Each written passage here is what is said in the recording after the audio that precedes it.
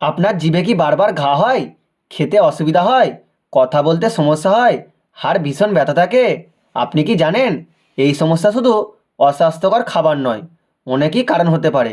আজকে আমি আপনাকে বলবো জিভে ঘার কারণ এবং কী খেলে এটি ঠিক হয়।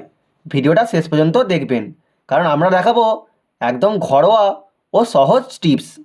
জিভে ঘা হওয়ার সাধারণ কারণ: বেশি তেল মশলাদার খাবার খাওয়া, অম্লযুক্ত খাবার খাওয়া, লেবু, কমলা এইসব বেশি খাওয়া, ভিটামিন বি 12, আয়রন বা ফলিক অ্যাসিডের অভাব, স্ট্রেস বা ঘুমের সমস্যা, জোরে দাঁতে ঘষা বা তেল মশলা বেশি খাওয়া।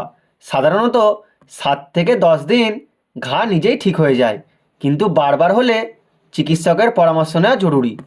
এবার জানুন জিভে ঘা কমানোর ঘরোয়া খাবার ও টিপস সম্পর্কে। দুধ। দুধের অ্যান্টিব্যাকটেরিয়াল গুণ জিভের ঘাকে নির্মূল করে দেয়।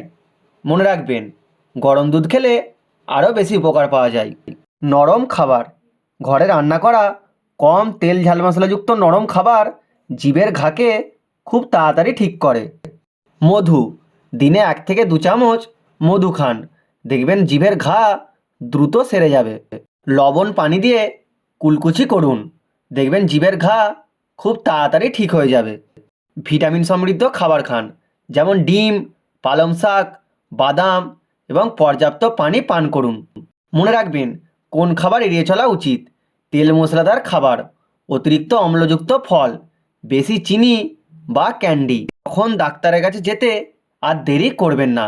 1 সপ্তাহের বেশি ঘা থাকলে, ঘা খুব বড় ও বেদনাদায়ক হলে, ঘা দ্রুত ছড়িয়ে পড়লে, এগুলোতে শুধুমাত্র ঘরোয়া চিকিৎসা নয়, প্রফেশনাল চিকিৎসকের প্রয়োজন।